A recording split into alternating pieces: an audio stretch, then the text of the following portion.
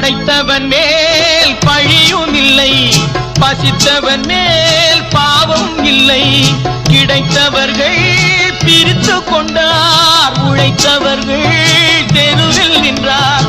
பலர் வாட வாட சிலர் வாழ வாழ ஒருபோதும் தெய்வம் பொறுத்ததில்லை. கொடுத்ததெல்லாம் கொடுத்தார், அவர் யாருக்காக கொடுத்தார்? ஒருத்தருக்காக கொடுத்தார், இல்லை ஊருக்காக கொடுத்தார்.